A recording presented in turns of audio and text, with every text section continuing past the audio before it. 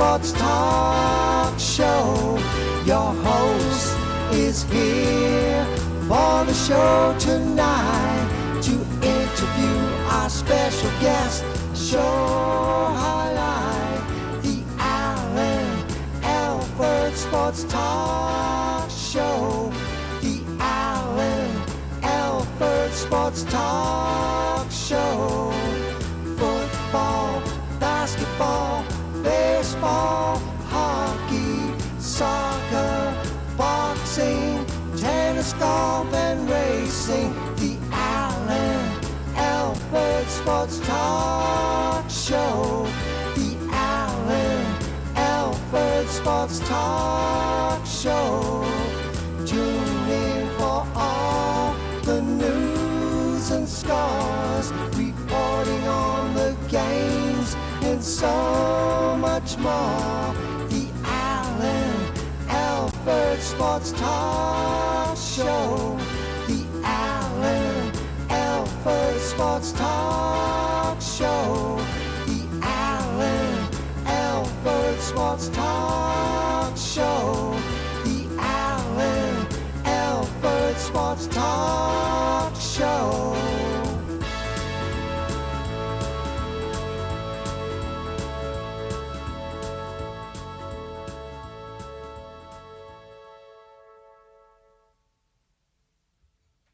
Welcome, everybody. Welcome.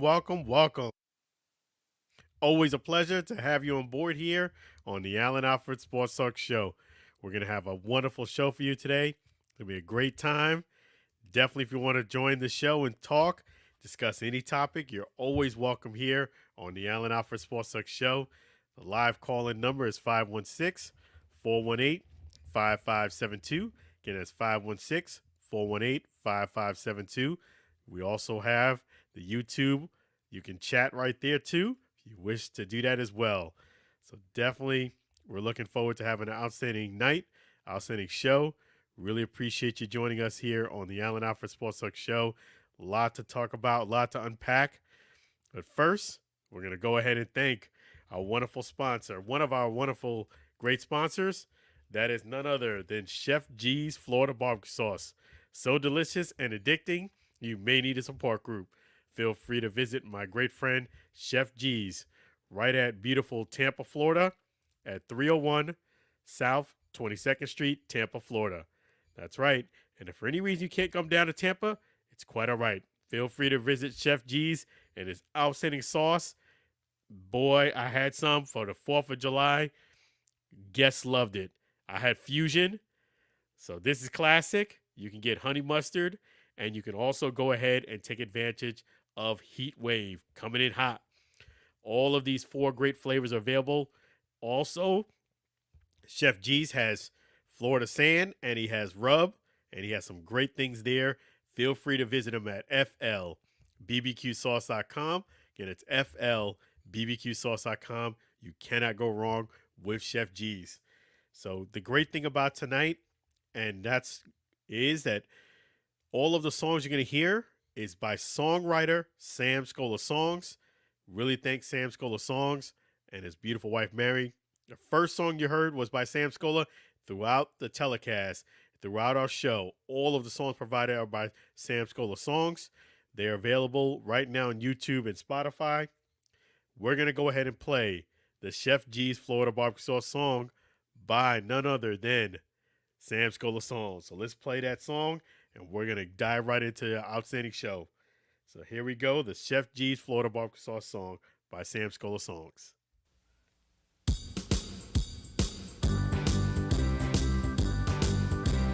Comes in 4 varieties. Chef G's Florida Barbecue Sauce, a natural flavor. Chef G's Florida Barbecue Sauce. Florida Gold Honey Mustard on burgers and ribs. Tasty fusion on pork and sausage. A classic taste for chicken steak tips. A hot heat wave on meatballs and ham. It's a cookout treat. Chef G's Florida barbecue sauce. Serve on fish and vegetables. Chef G's Florida barbecue sauce. Chef G's Florida barbecue sauce. Chef G's Florida barbecue sauce.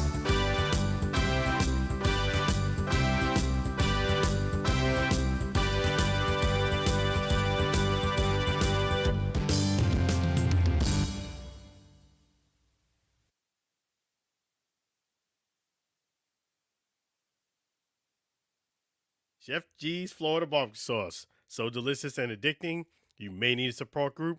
Definitely don't forget to visit Chef G's right there in beautiful Tampa, Florida, 301 South 22nd Street. And again, if you can't come down to Tampa, it's quite all right. Feel free to visit them at flbbqsauce.com. Again, it's flbbqsauce.com. Let them know that the Allen Alford Sports Talk Show sent you, and you're going to have a wonderful, wonderful time. Enjoy that great sauce. Again, I had some for 4th of July. It was outstanding. Hope you guys had a great 4th of July as well. And we're going to go ahead and discuss some great things here on the Allen Alford Sports Talk Show. And first, let me actually do something here. We did get some breaking news. So I'm going to go ahead and share that with you guys here. And let me do that for you right now. Some breaking news that just came in.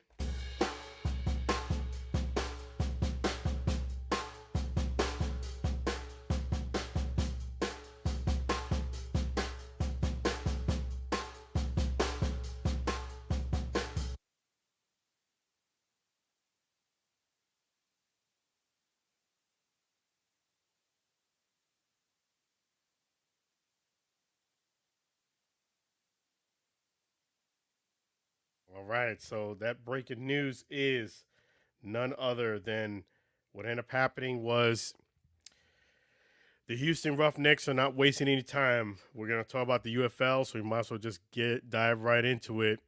The UFL news that I have here to start the show. First and foremost, the Houston Roughnecks have parted ways with GM Lionel Vital, per James Larson.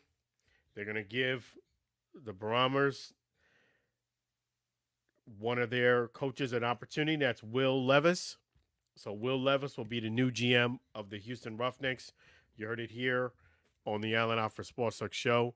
Again, the Houston Roughnecks have parted ways with GM Lionel Vital, and they're bringing in Will Levis to be the new GM. So things are already changing there for the Houston Roughnecks.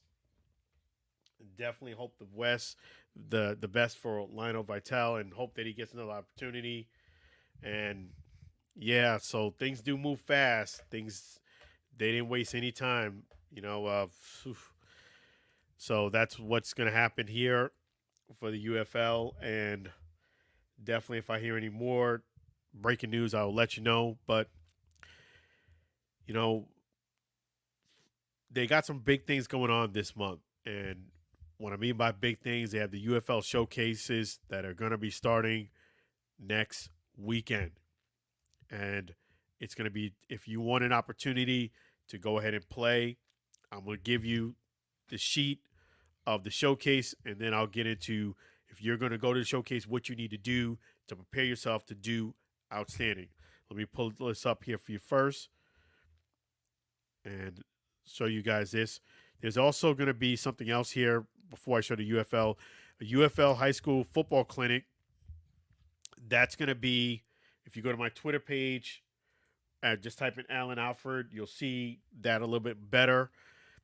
But there is going to be a football clinic, a high school football clinic for people who maybe don't have the funds, or maybe the time is not right for you to try out in St. Louis this coming up weekend. You go to this UFL high school football clinic. There is one for Friday and Saturday. So you can either go to the one on Friday and go to the showcase, or vice versa.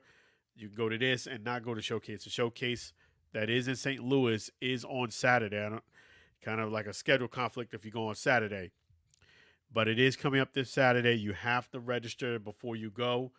Go to the UFL before you go ahead and go to the showcase. There is a fee. You have to go ahead and check into that a bit more by visiting the website. Again, it's theufl.com. Theufl.com. It is the first of 5 showcases.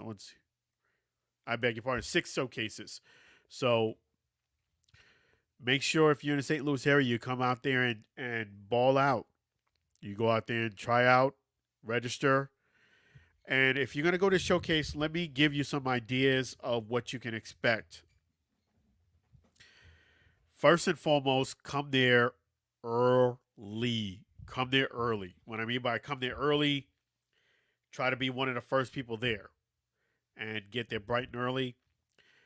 But another thing is this, make sure before you come there the night before you get a good night's sleep.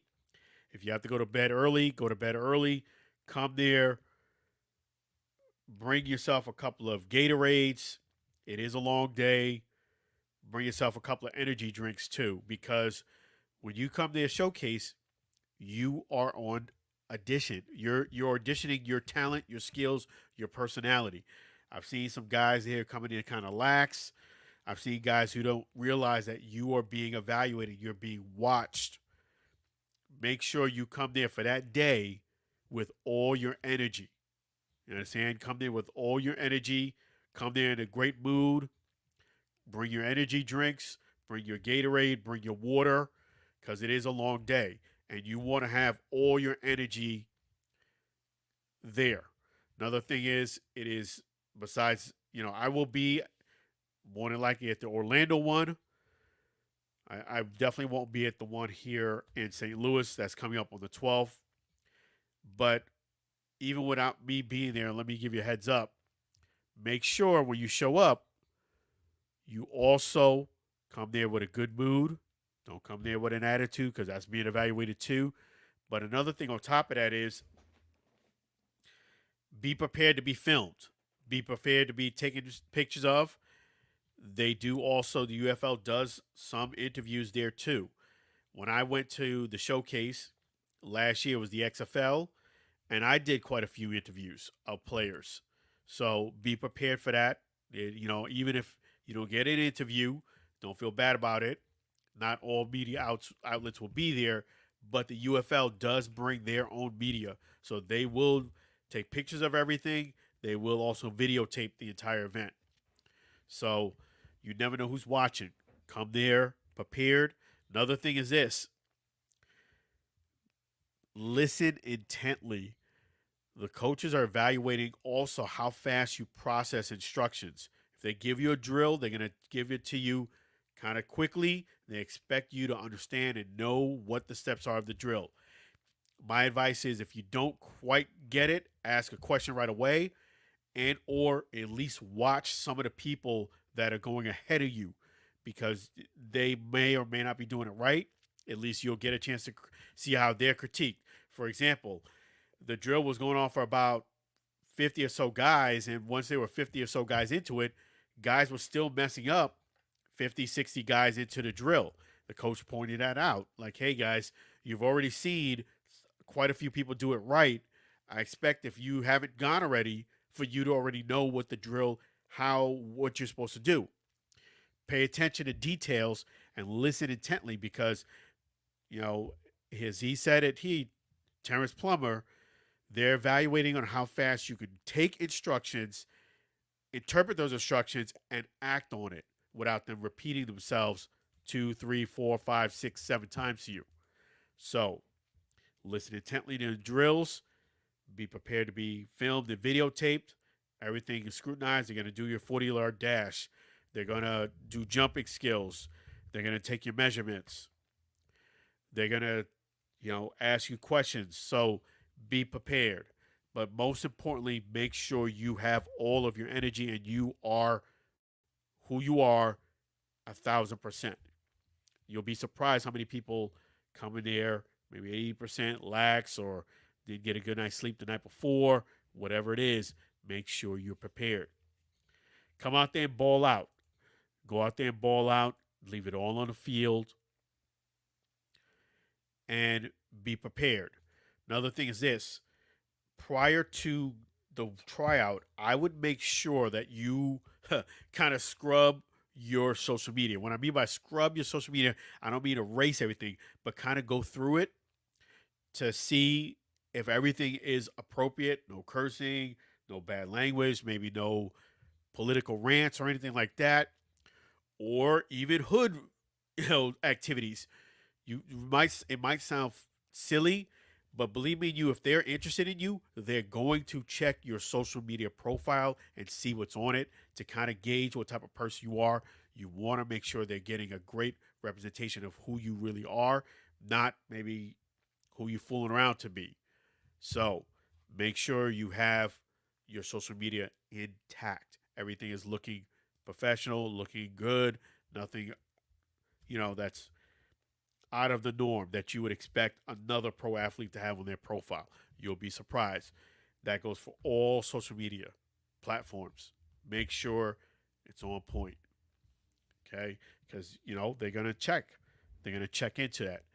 And also have in your mind or ready where if somebody says, hey, I want to see some more film on you, have that information ready for them. Meaning, hey, you can go right here to this page, my Instagram, or you go to my Twitter. The link is right here. Make it easy for them to get to your stuff and see you or get more information about you. Have that accessible. Coaches, make sure you have their phone numbers that you played for. Have all of that ready. Because remember, you're auditioning for a job. And I always have the thing, if you don't put your best foot forward when you're auditioning for a job, no one's going to think that after you get the job, you're going to do better as time goes on. You might, but more than likely, like they said, you only get one chance to make a first impression. Make sure you're giving that your first impression, have it be all. Listen to Eminem. You only get one shot, one opportunity to seize everything you ever wanted in one moment. Would you capture it or just let it slip? Think of it like Eminem, and he's auditioning, and he's going out there rapping in front of everybody on stage. That's the type of mindset you have to have, that you want to show your best light and you are on stage. That's what you need to think about. Go out there and ball out. But you also want to have fun too. You don't want to make it too serious where you're not enjoying yourself because, hey, it's a fun day, but you want to do outstanding on every single drill. Do it all. Don't make demands. Hey, I'm not going to do this drill. I'm not going to do this drill, that drill, because you're not there. Meaning, you're not the first round pick. You're not sorted out by a lot of teams where you can make kind of demands. Do every drill. Please, thank you. Yes, sir. No problem. Use that type of language. And don't forget to register prior to the day at theufl.com. And make sure you go ahead and register, pay your fee, because usually when it comes to, for example, the one in Orlando was sold out, meaning there was more guys that wanted to register and did not because people ahead of them took the spot. Make sure you register quickly. Having said that, it's going to be a great day. Best wishes to the people who do show out. Again, let me show you this again. St. Louis. And I'll put this in my Instagram story, and I also will put up the UFL football clinic on my UFL story. You can see these two tweets I did put, but if you want to check them out again, definitely I'll put them up tonight on the UFL on my Instagram story there. So check that out. And we're going to go ahead and talk a little bit about the NFL. But before we do that, we're going to go ahead and talk about another one of our outstanding, wonderful sponsors. That is none other than the one and only. There you go. There he is. Yep. And there you go. Make sure you check out Kurt McCrae. Give him a call or text at 346 527 7564. Again, that's 346 527 7564. Hey, if you're in Texas, you're in Florida, you need a new home, You need an opportunity to refinance. You think that, hey, you're looking at a property, you may not have the amount of money that you need to put down. Kurt McCray can help you. CTC ME Mortgage can help you. CTCMEMortgage.com. Thank you, CTC ME Mortgage, for being one of our outstanding sponsors. Definitely, you want to make sure you take advantage of those opportunities that are there now to start building equity. He can help you with this. The USDA has some new opportunities. Kurt McCray is your man. He knows all about this. Also, turn your home equity into cash. Let's discuss. Reach out for a personalized consultation. Numbers right there, 346 527 7564. And also, your guide to cash out refinancing starts here. If you live in Tampa, if you live in Florida, the entire state of Florida, or in Texas, CTCME Mortgage can help you. Homeownership begins with a mortgage. And in fact, we're going to go ahead and play another great, outstanding song by none other than Sam Scola Songs. That is the CTCME Mortgage song. Let's go ahead and fire that up for you right now.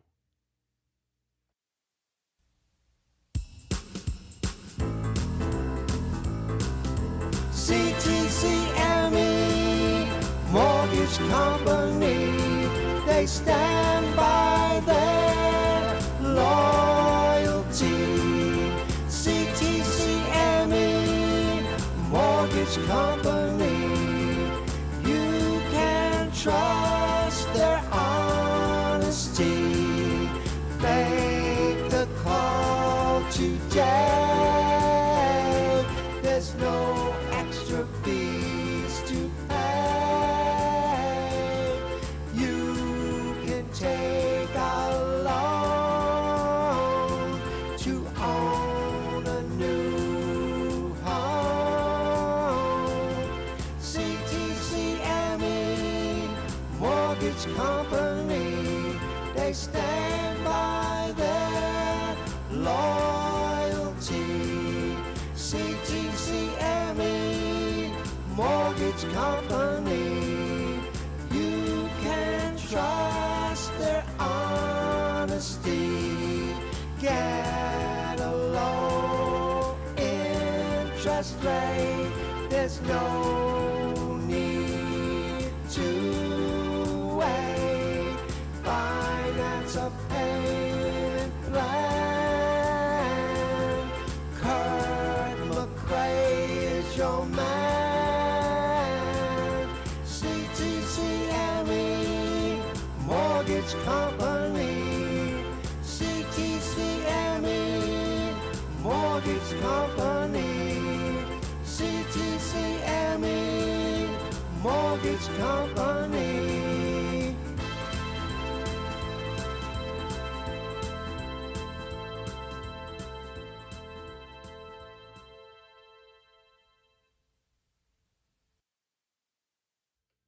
There you go, CTCME Mortgage Company. Make sure you go ahead and give Kurt McCray a call or text 346 527 7564. Again, it's 346 527 7564. Or you can go ahead, if you feel more comfortable, visit their website. Nothing wrong with that at all. CTCMEMortgage.com. There you go. Thank you, CTCME Mortgage, for being one of our outstanding sponsors. Really appreciate you here on the Alford Sports Talk Show. We're going to go ahead and continue on with some great content here. And you're going to go ahead and have the opportunity to join in anytime. 516 418 5572. 516 418 5572. You know, it's going to be awesome. Definitely going to switch gears and talk a little bit about the NFL. And it's coming up quick. I did see the Bucks actually are open up for you guys to come to the training camp games. Make sure you go do that. In fact, let me make sure I put that down here with the NFL news. Yeah, so The great thing is you can go ahead and get your tickets there for you to go to the practices, check out the Bucks. Just a little caveat: there is a charge now. It's $10 per ticket. I know it used to be free, but now they do charge. I guess they want to make sure you do show up because a lot of times people do sign up for the tickets for training camp games and they don't show up. Training camp practice, I should say, and they don't show up. So yes, so if you go to sign up and get a ticket, there is a fee now. You will notice that $10 per ticket. So check that out. And then another thing is with the Bucks, so they're coming along. They're looking really good. I did see a lot of great things and practices that they've had. Little clips. Again, if you're going to go to the Bucks practice and check it out, which is coming up later this month, there's only a few open actual practices that you come to. It is a $10 fee per ticket. It is no longer free like it was before. I do believe if you have a junior membership and things like that, you might be able to get it for free. But general population is $10 a ticket. So definitely check that out. I did see, there was a lot of people having great times 4th of July. Great thing about the 4th of July was a good time for me to unwind with the family. I hope you guys did too. Watch some fireworks and enjoy some of this great barbecue sauce. That's right. We had family and friends come over. It's great to treat them to some great barbecue sauce, Chef G's Florida barbecue sauce. So that was awesome. And yeah, so definitely the goal is this year to cover as much as possible NFL. So I will be doing my best to make sure that I get those opportunities. So we will go ahead and pray that those opportunities keep coming in. So definitely looking forward to that. And wasn't much that happened this week as far as NFL news. There was a cool thing I did notice here that did happen, and that was the first round pick Armstead. He did share, what it's like to sign an NFL contract, and he didn't really say anything I didn't know actually already know, but it was cool for them to actually read the line that says, "Hey, if you become an NFL player, you sign an NFL contract, your part of your obligation is to work with the media. More importantly, is the reason why is for you to show up to media events and also conferences, interviews. This is all to help promote the league." So it just kind of reiterated something that I already suspected was in there. Yes, if you do sign an NFL contract, you have to participate in interviews, conferences, help promote the league and the team. So that is part of it. If you don't like interviews or you don't like the spotlight, maybe being a professional athlete or NFL player may not be your thing. It may not be your cup of tea. Reason why I say this because a lot of times athletes feel as if they can have one and not have the other. This is part of the gig is promoting the league, is promoting the team. That does mean being a good sport, but it also means good to be a good sport dealing with the media too. So that is actually in the contract. Check out Armstead for that too. First round pick with the Jags. And he did a really nice, it's only about a minute and a half clip. Go to his page and you'll see it yourself. So really cool. So he even used Marshawn Lynch, why he said, "I'm only here so I don't get fined." Pretty much knew that if you didn't do these obligations, you were probably going to get fined.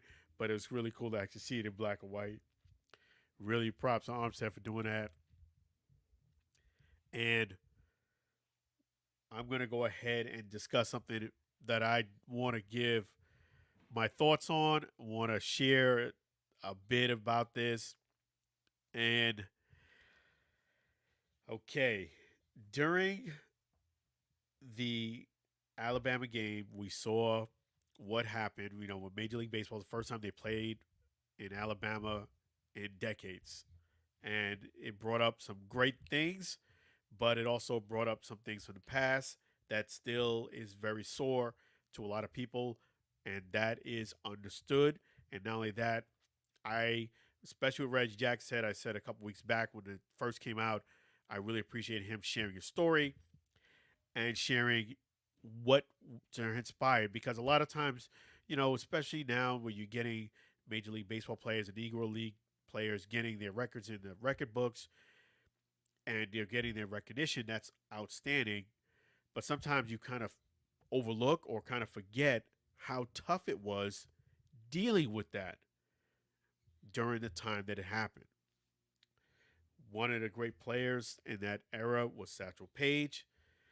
One of the questions that Derek Jeter asked Barry Bonds, and he asked Ken Griffey Jr., how do you think you would do if you faced a pitcher like Satchel Paige? How do you think you would fare out? Ken Griffey Jr. took a very humble approach, said he might do a drag bunt. That wasn't the same for Barry. He said basically, I'm gonna hit one out of it. It's out of there. It's gone. Showed a lot of confidence and a lot of you know bravado, saying, "Hey, he's got him in his back pocket and it's gone." And I wanted to talk about this topic because I said, okay, that's very good that he's confident about himself. But let's check into this and see if that is actually true. Would I agree with Barry and his assessment that he would just boom, hit it out of here, basically dominate Satchel Paige? I don't like to speak without knowing facts. So I went ahead and took the time over the last week to research a lot about Satchel Paige. I knew a lot about him, but this research was really great because I got more insight and more details and more facts about Satchel Paige, his career, his legacy, everything about Satchel Paige. Having done my assessment, and we all know Barry and what he's done already, do I think he would kind of dominate, hit one out of there against Satchel Paige? Maybe this is the part where maybe if you're a Barry Bonds fan, you might want to turn this part off. I would say absolutely positively not. I agree with Barry. I do not agree with him at all. I don't think Barry would hit one out of here against Satchel Paige. Now, let me clarify that. When I say that, I mean take Satchel Paige's prime and you take Barry's prime. When I say Barry's prime, I'm going to go before 1998 because after 98, that's when allegedly Barry had, let's say, how do I say it this politically correct? That's where Barry allegedly had some extra help, so to speak. So I'm going to have to look at this and analyze it prior to that to be fair in this assessment. And I'm talking about Barry in his prime. This is before he had that big armor. This is before the 1998 and prior to that. I'm talking about late 80s, early 90s Barry. That's the Barry I'm looking at. Satchel Paige, I'm looking at his prime too, around 28, 29. I would actually even go a year earlier than that because he actually didn't play, as we know, in the major leagues until much later because of segregation. So I'm going to say his prime was probably around anywhere between 25 and 29 years of age. And I would take Barry around that age too, maybe even younger. Okay? So you have to kind of give a fair comparison. So I'm going to go prime versus prime. No, I don't think Barry would dominate Satchel Paige at all. I think Barry would probably hit 1 out of 10 or maybe 2 out of 10, which would put his average probably in the neighborhood of around 180, 200. That's where I think he would fall in. If they played each other, 10 at bats, I think he's going to get maybe 1, possibly 2 at bats, 2 hits, I would say, against Satchel Paige. And the reason why I say that is because watching Barry against players that threw hard, again, prior to 98, prior to the armor, Barry didn't fare that well. If you look at it bat against Doc Gooden, he was over swinging, and it's actually the worst I've actually seen Barry at an at bat was against Doc Gooden, who is a righty who throws hard. He also has that devastating curveball. Now, Satchel Paige did not have a devastating curveball like Dwight Gooden. He didn't have a 12-6 curveball. However, he threw a lot harder than Doc Gooden. They reported, 100 miles or even as fast as 105. And most of the reports that I did or the research was around 100 miles an hour. Not only that, he was very deceptive in the way he pitched. And I say this all due respect, Doc Gooden is a Cy Young pitcher. He's outstanding. Satchel Paige actually had better control than Doc Gooden. He had pinpoint accuracy. He was blessed with a gift. And gifts, I would say. Not a gift, gifts. Because not only did he throw hard, he threw hard with control. He also had 5 years to practice his craft when he was in like a reform, kind of like juvenile jail. And he was outstanding. And the man pitched when he was 59. And you knew he was outstanding because of the competition he faced. Joe DiMaggio got one hit against him. Joe DiMaggio even said he was the best he's ever faced. He struggled against him. Monty Irvin struck out 4 times against him. And then actually Satchel Paige kind of helped him do a little better. And he only, when I do better, he got 1 out of 4. People didn't hit home runs off of Satchel Paige like that. Very, very, very difficult hitter. And every time it was Babe Ruth time for him to face Satchel Paige, even when Satchel Paige was much older, he was nowhere to be found in the dugout because I did research again. Between 65 and 75 miles an hour, that's the speed at what the pitchers were throwing at against Babe Ruth. Check yourself, do a Google search, check it yourself. Between 65 and 75 miles an hour. Nobody in the Negro Leagues threw 65 and 75 miles an hour. Nobody. Let me just tell you that. By them segregating baseball, Major League Baseball, they made it harder for themselves because there was outstanding talent in the Negro Leagues. Outstanding talent.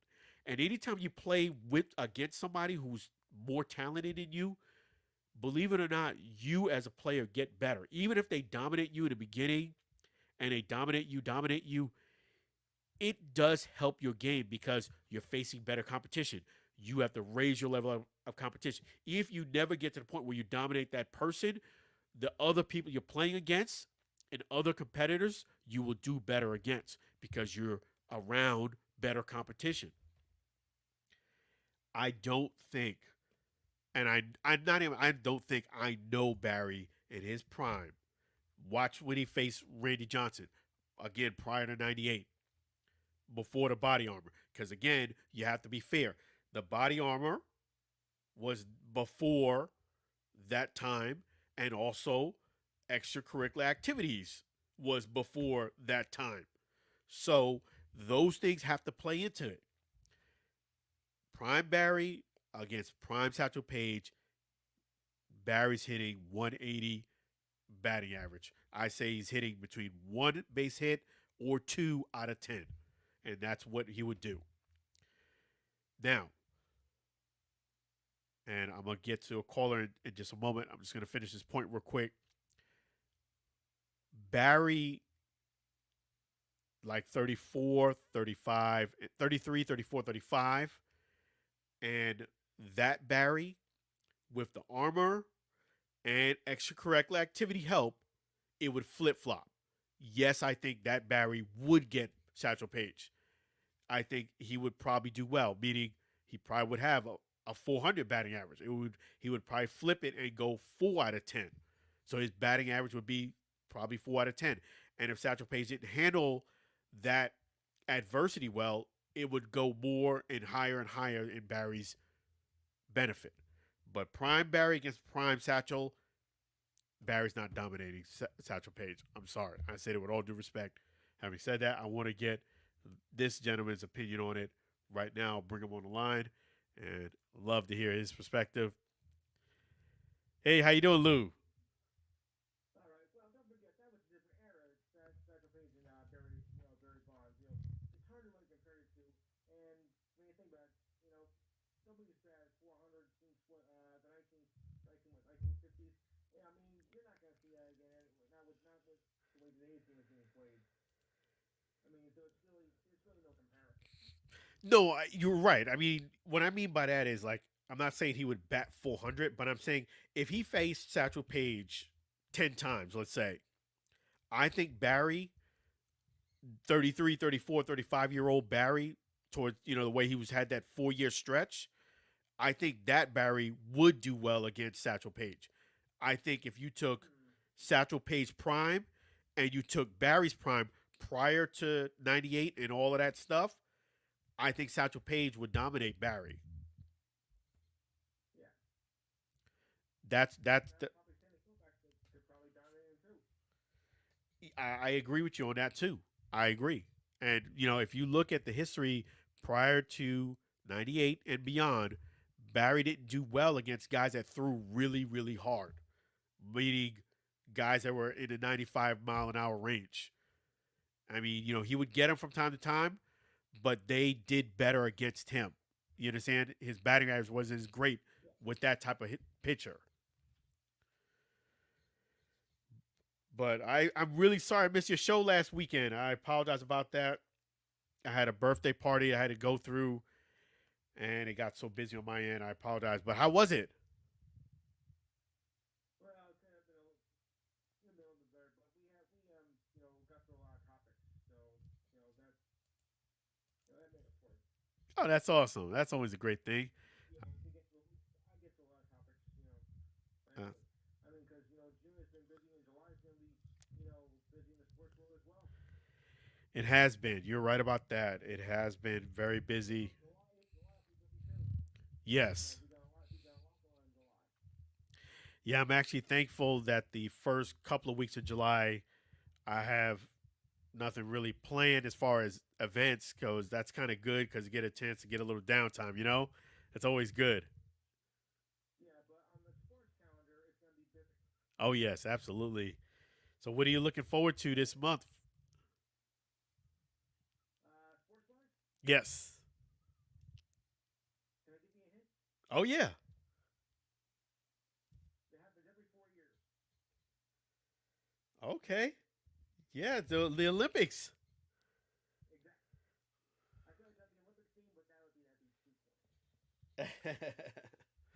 So yeah, that's awesome. Yep, you got that right. You got the Olympics, and props to the women runners. I watched them, man. Those girls are fast. Those girls are blazing fast. The whole team. They're outstanding. Yeah. They're outstanding. Shakira, and it's not just her. I mean, she's fantastic, but the other girls, I was like, man, these girls are fast. Yeah, but could be able to outrun Usain Bolt. Oof, that's saying something, man. Them girls are, they're blazing fast. I was like, when they did their Yeah, but could relay, be able to I was outrun like, wow, Usain that's Bolt. impressive. It really is. It really is impressive. Oh yeah. Yeah, Yeah, he would. I would say Usain Bolt would yeah, beat them all. He does have an advantage. Bolt will probably outshine them He's all. got those long legs, and that does help you when you're running. I will tell you this much. He is very fast, but when you have that long legs, that helps you out as well. Don't let anyone fool you, man. When it comes to height in sports, it's to your advantage when you're taller. Yeah. You know, Well, I always thought, well, I guess in basketball it wouldn't matter, but there've been some guys that have been under 7 foot who have do pretty well. yeah, you're right. Out of all the So it doesn't athletes, matter. out of all the athletes and celebrities I've met, there's only been a couple of them that actually surprised me on their height. Tom Brady's one of them. When I got a picture of Tom Brady, he's actually quite a bit taller than I thought. He's like 6'2", 6'3". And I didn't think he was as tall as he was. I thought he was more like 6'1", 5'11".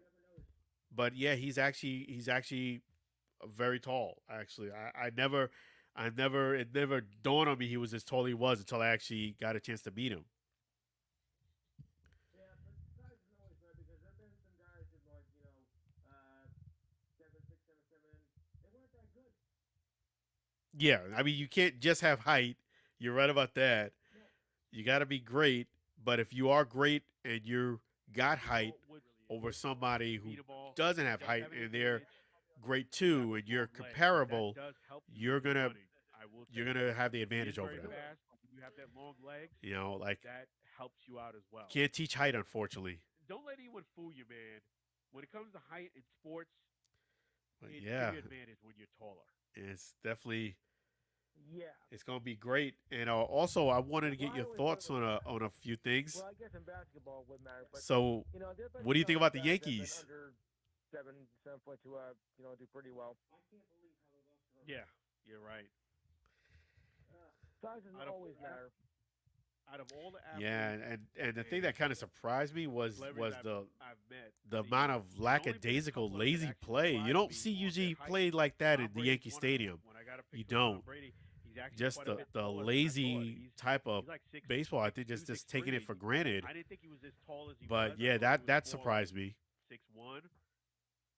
I never noticed.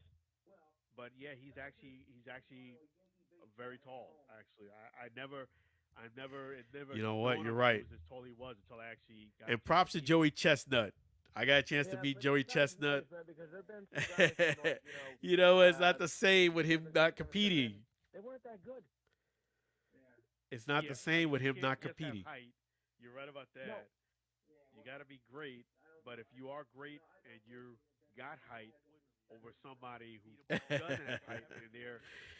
You know what? I understand a lot of people said it doesn't thrill them, but to me, I'm a person who's fair is fair. Meaning, if you're the GOAT, the way you should be beaten is by somebody. To beat a man, you got to beat the man. And for him not to even compete Yeah. and somebody to kind of win it this year, which he would have won Yeah. had he been in the competition anyway, because he does eat more than 57 dogs in 10 minutes. I can't believe how they lost to the Reds. But it's just unfortunate. Ugh. Size don't get. So you're okay with it?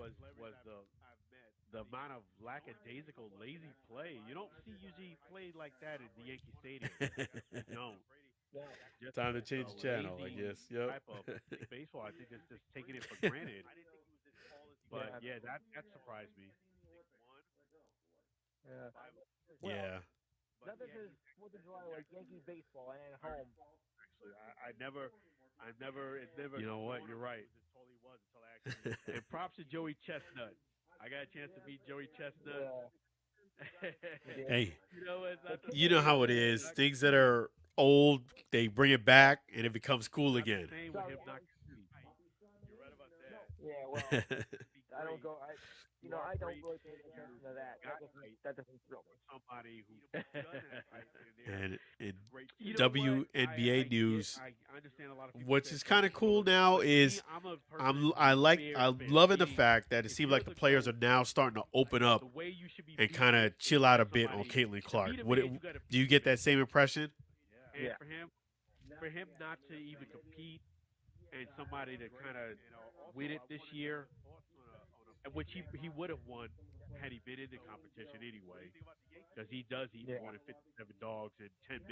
I can't believe how they lost to the Reds. Yeah, but I don't consider Yeah. anything a sport, so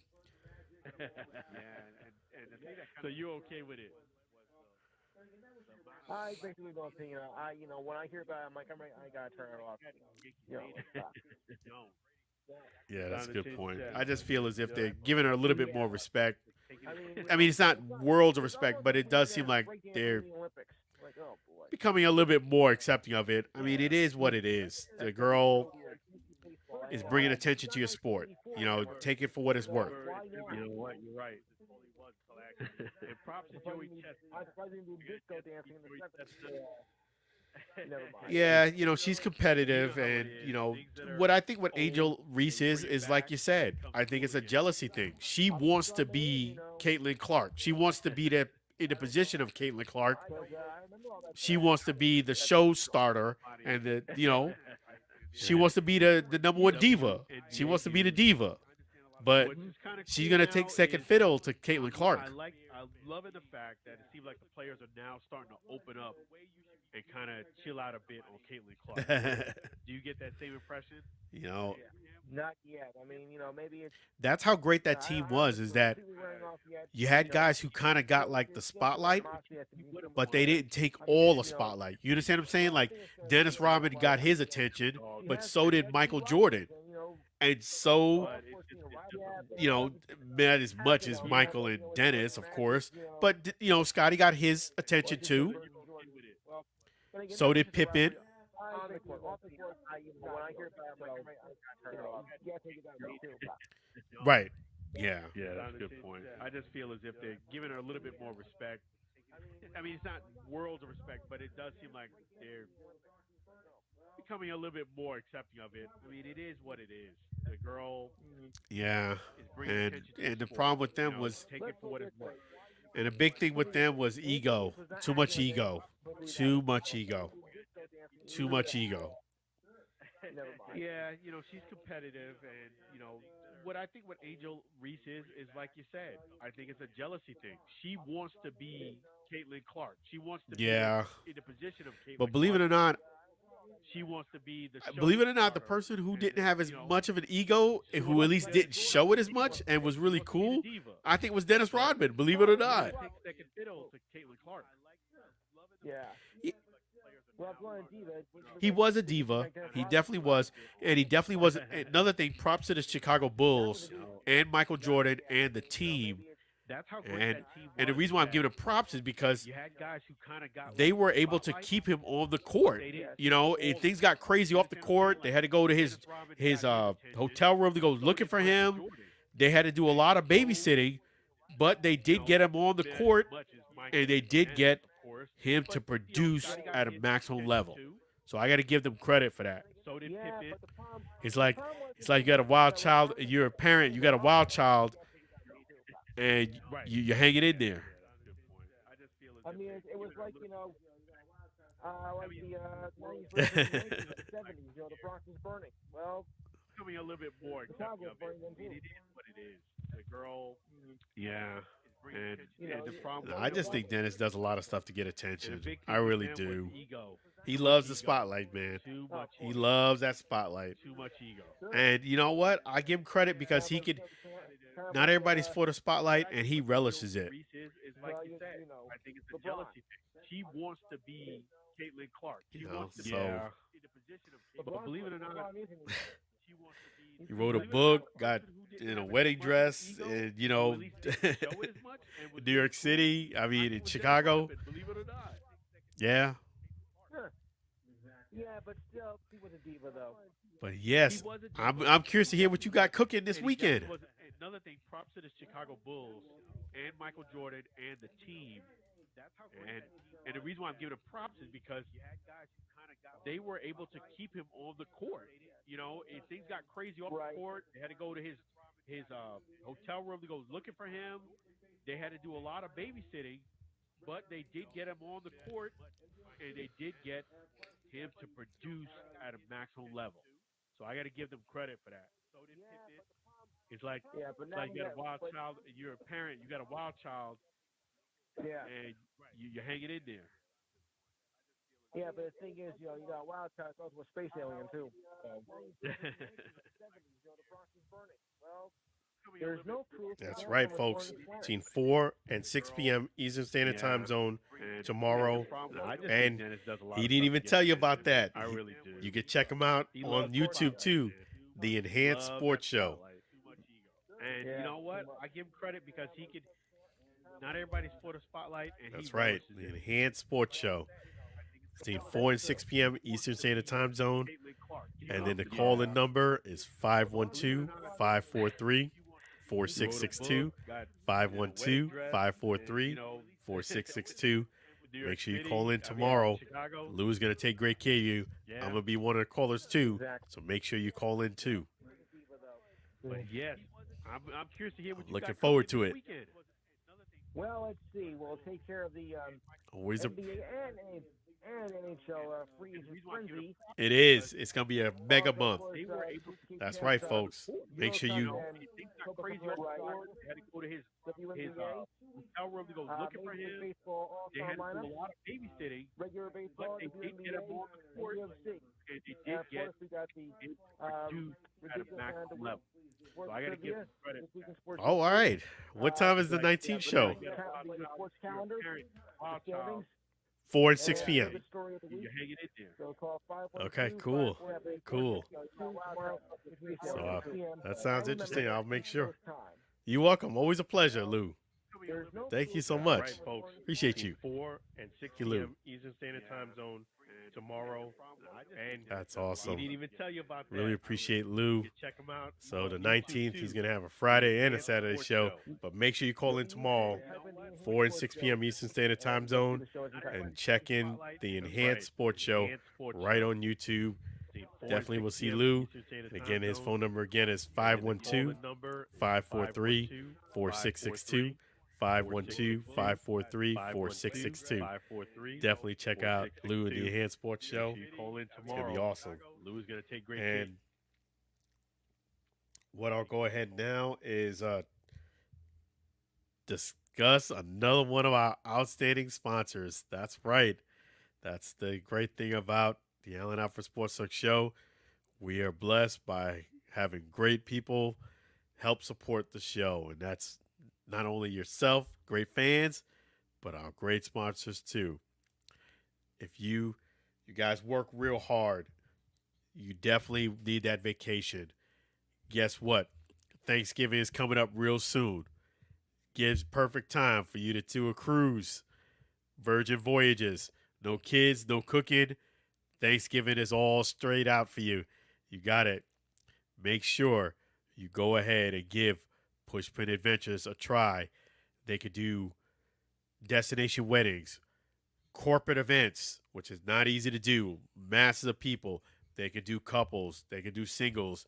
They could do anything of your heart desires, international and domestic. Make sure you check out pushpinadventures.com. If you want more information on that beautiful cruise right there, it's pushpinadventures.com/virgin. Or you could get that VIP service. Give Monique a call, 626-838-1006, 626-838-1006. That's right. You can go ahead and do a private island. When I say they do it all, a desert, they do that too. That cruise. And there's Monique right there. Make sure you give Pushpin Adventures a call. They're going to take outstanding care of you. In fact, we're going to play another great song by Sam Scola Songs. And again, the Sam Scola songs are available on YouTube and Spotify. Thank you, songwriter Sam Scola Songs and his wife, Mary. So we're going to go ahead and play another Sam Scola song. That is the Pushpin Adventure song right here on the Allen Alford Sports Talk Show. Make sure you guys take that cruise, take that vacation. You work too hard. Again, the number 626-838-1006, 626-838-1006. Let's go ahead and play that Pushpin Adventure song for you guys.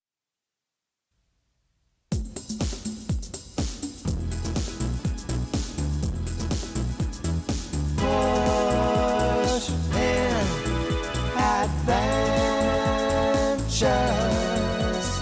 Pushpin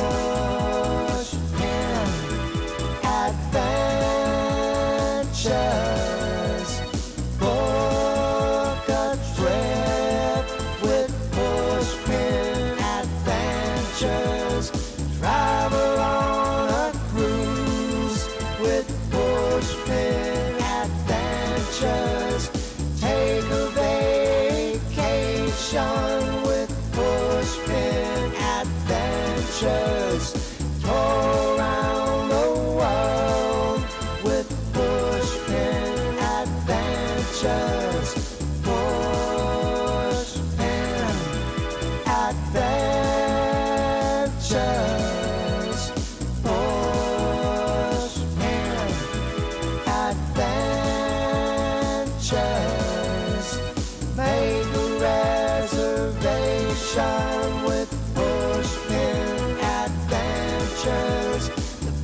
best value deal with pushpin adventures. Plan a getaway with pushpin adventures. Escaping today with pushpin adventures. Pushpin adventures. Pushpin adventures. Pushpin adventures.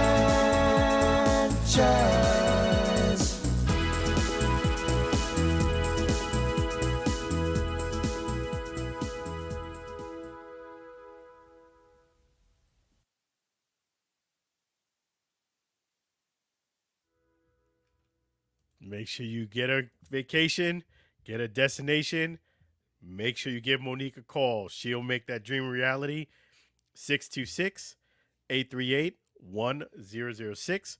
Again, at 626 838 1006. Really appreciate Pushpin Adventures being one of our outstanding sponsors here on the Allen Alford Sports Talk Show. Really appreciate you. So definitely get that Pushpin Adventures help and get that vacation booked. So yes, and on the Major League Baseball, just wanted to just say one other thing. Definitely hope the Yankees wake up. I mean, it's unfortunate that you got guys that are sleeping on the job, literally sleeping on the job. A man was getting a ball, slacking, and the runner, it was a single all the way, got a double. Can't take things for granted because you never know who's watching, and you got to be in tune. Make sure you get a good night's sleep the night before, come there ready to go because your teammates need you. Aaron Judge is just hitting bombs all over. You guys got to help him out. So I'll keep you guys up to date on the Yankees and what's going on there. Hopefully they can turn around. They're only 2 games out when I checked it today. So, yes, they're on a bit of a funk, but they can turn it around. So that's the great thing about the baseball season. That's long. You can turn things around, and it should be really cool. So let me go ahead and talk about boxing a bit. Okay, let me go ahead and do that. So we're going to switch gears, talk a little bit about boxing. And, I'm glad we are talking about boxing because I didn't give you guys a chance. I didn't tell you about the Nico Ali Walsh, my takeaway on that fight. Okay. And I had quite a few haters on this, but listen, one thing about me is that I'm always going to give credit where credit is due. Whether I love the person I'm reporting on or I wouldn't say hate because I don't hate anyone or dislike them. I'm not a fan. I'm going to give it to you guys straight. Okay, there is no favoritism here. Yes, I've met Nico Ali Walsh. He is the grandson of the great Muhammad Ali, for those who don't know. I've been honored and blessed to have met him. Not only that, he actually loved one of my posts. And so, yeah, Nico Ali Walsh, I'm proud to say, knows who I am.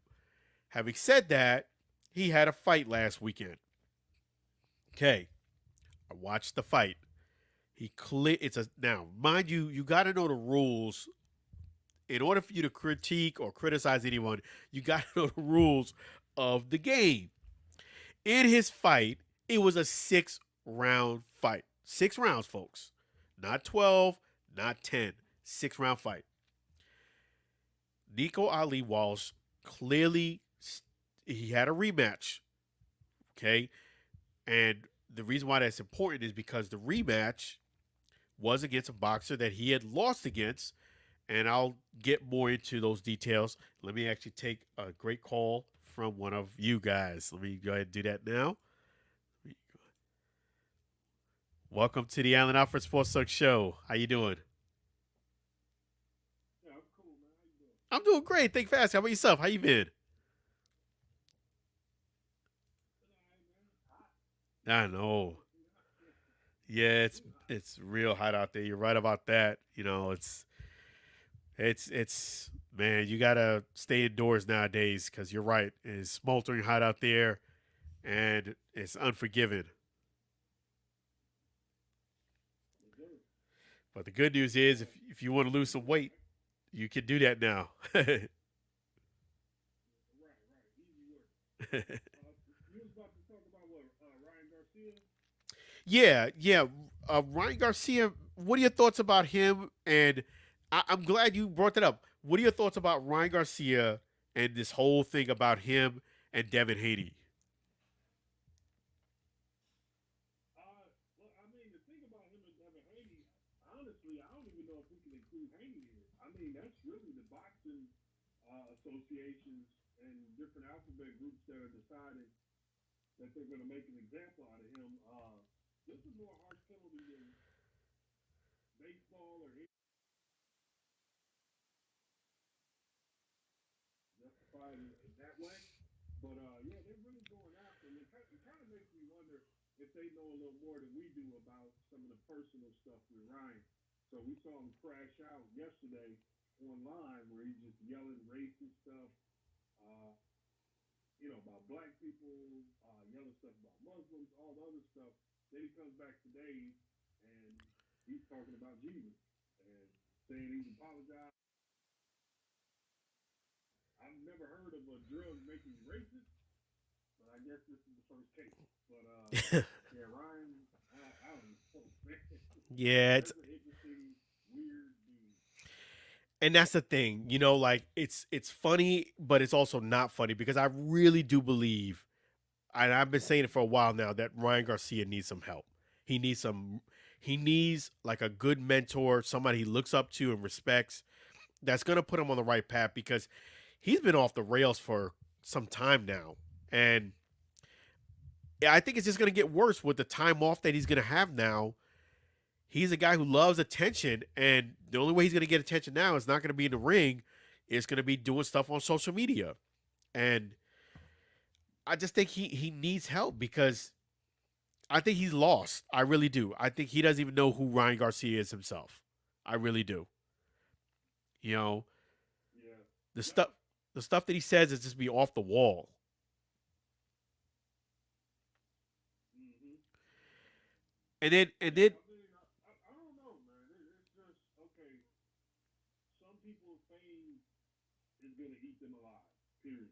yeah, And with Ryan, you just have to wonder if becoming social media famous early on, and then through boxing, getting that fame extended even more, circles getting bigger, and then his theatrics get bigger and bigger every time. But some of the stuff he said the other day, man, that's like unforgivable. I don't know how you come back from that. Uh, just to me, as a person who's a viewer and is supposed to be putting down money for pay per views and things like that, I'm not signing up for anything Ryan's in. But yeah, like you said, hopefully he does get the help he needs and figures things out. But yeah, if that's what you actually think deep down in your soul, man, the drugs just brought it out. We just got to hear it. yeah, and then he got in trouble for that too, like by the boxing commission of the stuff he said. So he just it's like a domino effect for him. And the thing about him is that I feel like he's creating all this controversy to get attention, and then it's backfiring on him. And the more he's doing it, the more he's digging himself a deeper and deeper hole. The thing about Ryan Garcia is I actually do think he's got some skills. Like I don't think he's trash. I don't think he's not a good boxer. I think he actually does have skills, and he does have some talent. But I think like you said, the fame got a hold of him. I mean, and it just taken over his life. He can't control it. He's out of control, and he loved that social media attention. And not only that, he lied about the Devin Haney thing. I knew he was lying because the reason why I knew he was lying because it didn't seem like he was preparing well for this fight, and then all of a sudden you were overweight for the fight. You understand? And it just didn't seem right to me. Something seemed like it was like, how are you overweight and you didn't really train for this fight? It just didn't make sense. And then he kept saying he wasn't doing anything, and then it came out that he actually was doing something. So to me, he's lost integrity. I think he's also a guy who just this is another thing I think you brought up a great point with him. I think another thing about Ryan Garcia outside of the fame thing, he's a guy that wants to be respected and loved by everybody. And when you're famous, unfortunately, that's not going to be the case.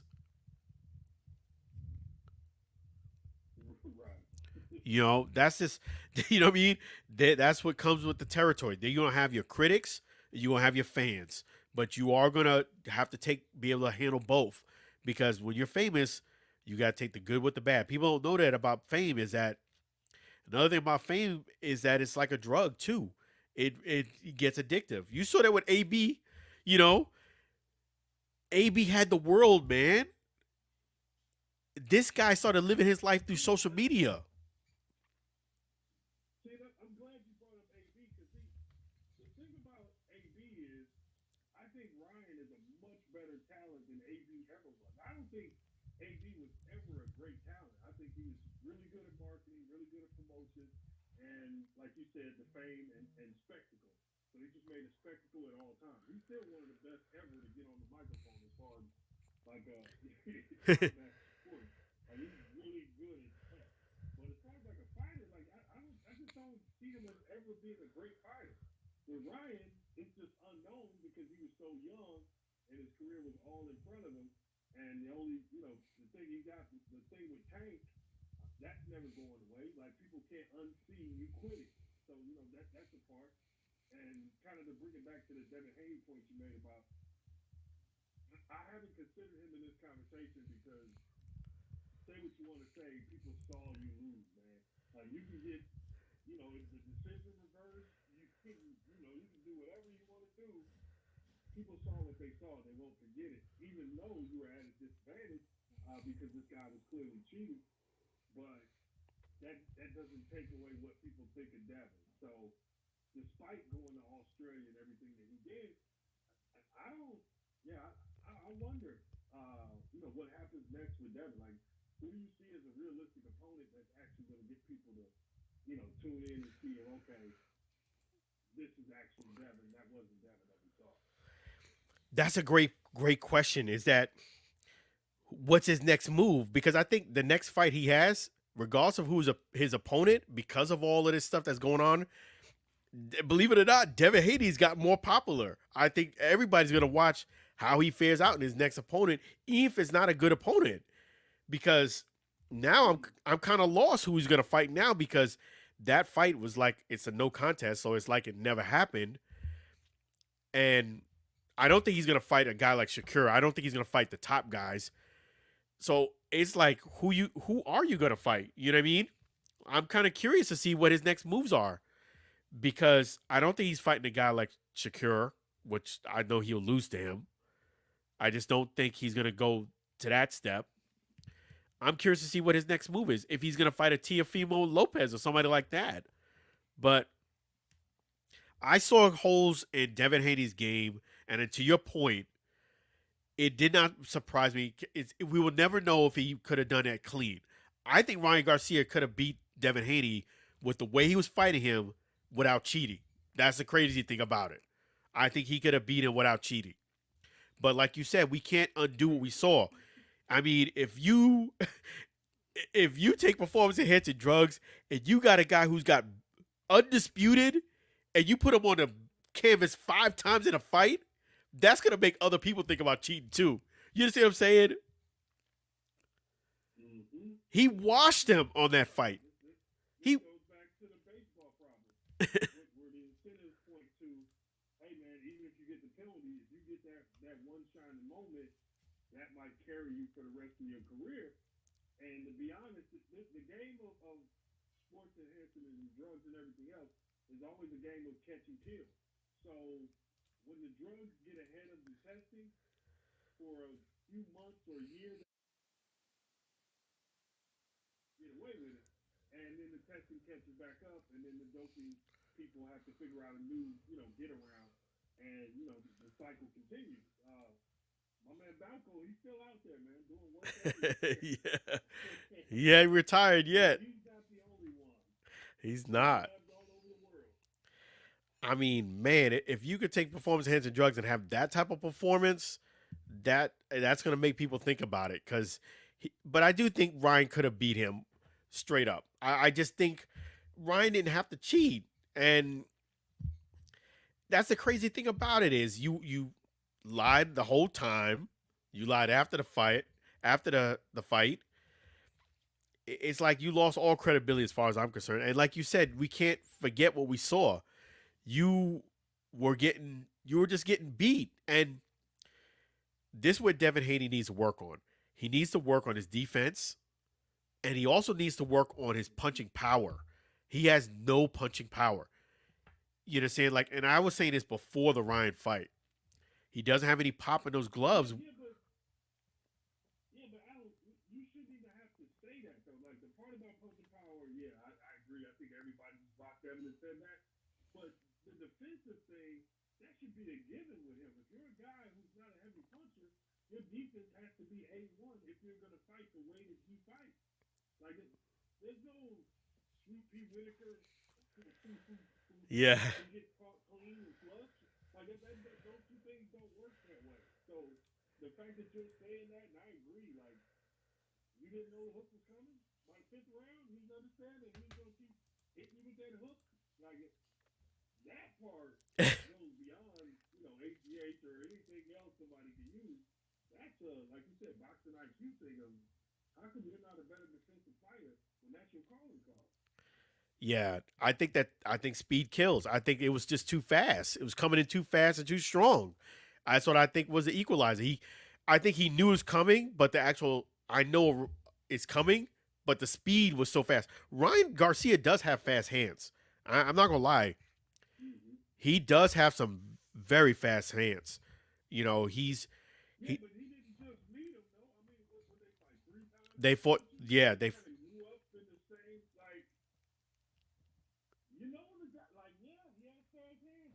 That should have not been something that Bill had to write on the whiteboard for you. Like, I don't know, man. and that's Now, another I'm an thing. integrated guy who got beat by somebody who was cheating, so I don't know how far I want to go with that, but I just think your point stands out the most, where it's like, dude, you're a defensive fighter. Why aren't you a better defender? Like, why do you get hit so flush so much? Because you can go back to Cambosa and some of the other fights where you're like, man, he gets hit clean a lot. He does, and you can't hug everybody every time as your defense. That can't be your primary defense. You have to find other ways to defend. You can't just bear hug someone. That's a great move, especially if you're in trouble. I even tell boxers that, hey, if you get buzz, hold. That's actually smart move, like for you to hug them, to buy yourself some time, you know.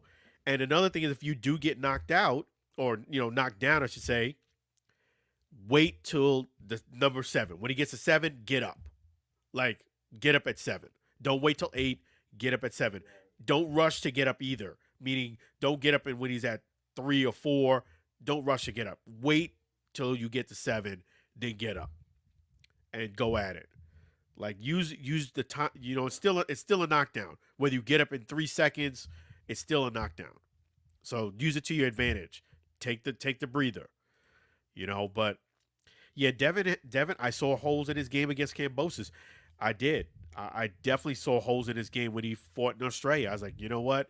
Somebody who's got more skills is gonna really take advantage of you.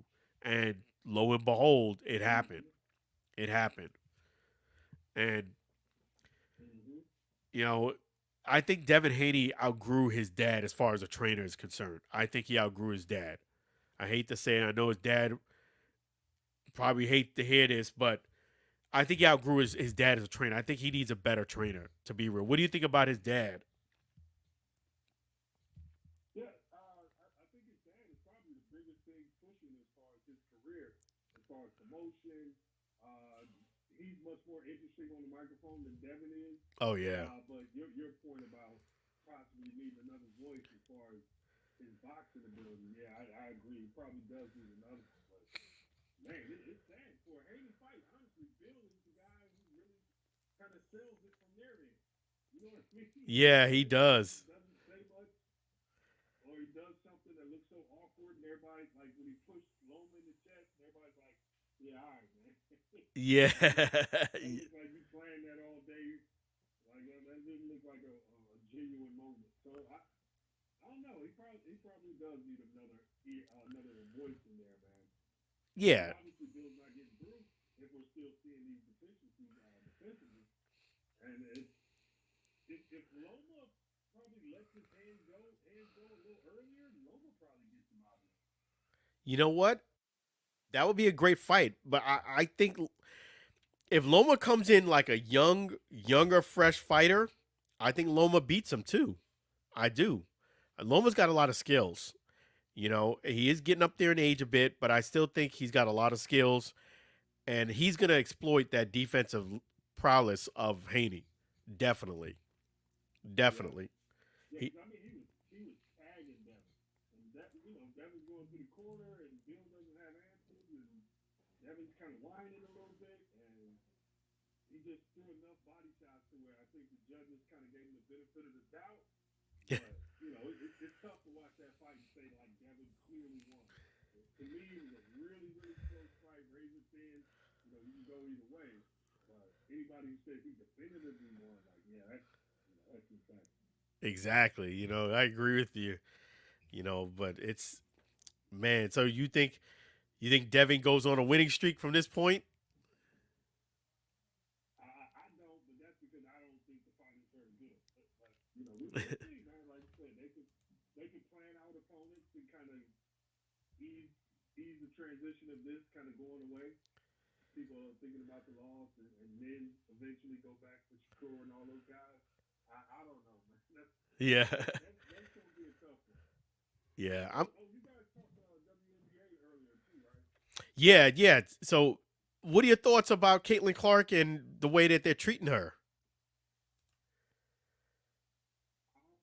I don't think she's been treated anyway. I think she's the number one pick in the draft. Therefore, you got a target on your back as far as competition. But everything else, I just think we're just watching bad sports reporting. Uh, People who never watched the WNBA suddenly get dropped into it, and I think are surprised at how physical it is. But no, it's a pretty physical game. That's just the way it's always been. And since they're so focused on Caitlyn, they're taking these hard fouls and stuff as if it's just specific to her. Meanwhile, Asia and everybody else is getting hit upside the head because it's a the NBA is a vertical game. The WNBA is a horizontal game. So every little piece of real estate matters, and that means physicality is going to happen. That's it's just kind of baked into the cake of the game. But she's a great player. And I think by next year, uh, she'll be one of the best players in the league. She's just not that right now, and I don't think people should have expected her to come in and just dominate the league when some really good players who've been there for a while, and they've already got their teams laced up. Meanwhile, she's on a historically bad team that is trying to rebuild around her in Boston. So, Aaliyah Boston, it's just gonna take some time. But she's good though, man. No, I agree. I agree. I totally agree. I think she's gonna find her stride. It may not happen this year, and she's gonna learn from this. You know, it's kind of like Michael Jordan when the Pistons were having their way with him. He realized that man, this game is a lot more physical against the Pistons. I gotta bulk up a little bit and kind of expect contact when I have the ball. And I think she's actually adapting very well. And even with I think some of the extracurricular activities, like people like taking some cheap shots, even when they're not making a basketball move on her, you know, because she's got the target on her back because she got that big contract. There's a lot of I think envy and jealousy. Like how is she getting all the attention? I play better than her. I'm black or what have you. I think there's a lot of that too. But everything being Yeah, but equal, I think that's us coloring. I think that's us coloring in what we want the details to be. Because let's be honest, first 2 months of the NBA season, people were pushing Wendy in the back. People were being rough with him. And then by the All Star break, when everybody was scared to go in the paint, they realized like, oh, he's as good as advertised. This kid's really good. But when you come in as the number one pick, this is what happens.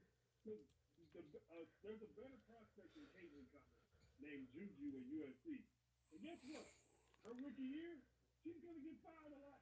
You know what I mean? Yeah. But I'm happy for the WNBA as a whole. It's really nice that the women, I know they're not receptive to Caitlyn that much, but you know what? It's great for the WNBA for Caitlyn to come in there and bring some life into the stadium, like put seats in, sell tickets. I mean, her, like you said, she's on a historically bad team, but they're selling out. You can't knock that on a losing team. You know, I think they should appreciate that for the league standpoint because history has shown we had a lot of great black WNBA players and it was not selling as good. The fact that she's coming in there, bringing people in, I think it's a great thing for the league. Yeah, but we gotta be clear about the history of the WNBA. WNBA came in and there was a competing league, the NBL, which severely hurt them. Then the WNBA overexpanded, and because of that, they watered down the talent that they had, and they ruined their own league because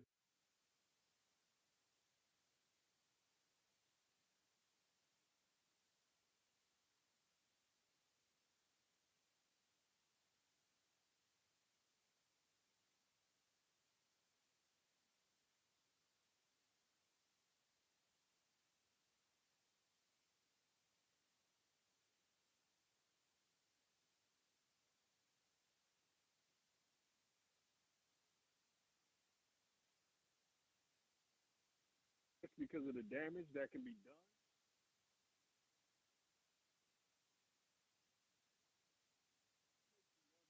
If they know a little more than we do about some of the personal stuff with Ryan.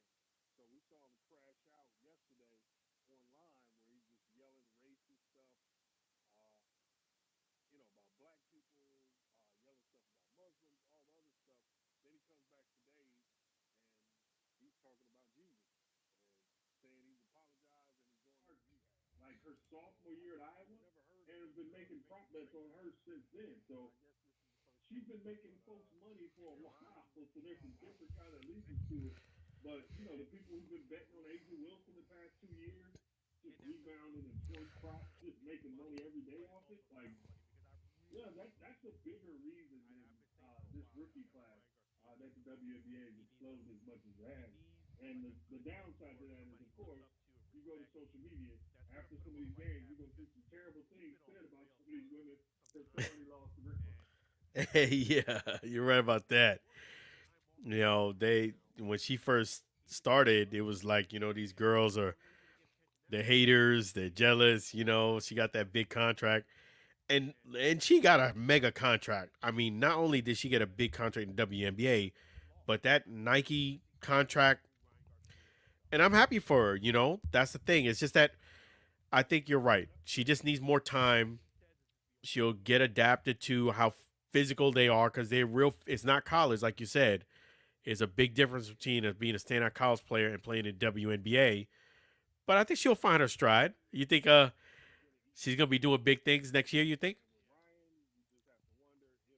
Yeah, I mean, if they get another player, playoffs or something like that is a possibility. And then at that point, you have those moments. You can have those moments that can take you to superstardom. But like, she's not as good as Kelsey Plum is right now. But some of the stuff he said the other day, man, that's like take the figure out, and it's gonna need time. But I think more than anything, I think people are confusing jealousy and hatred for just straight out competitiveness.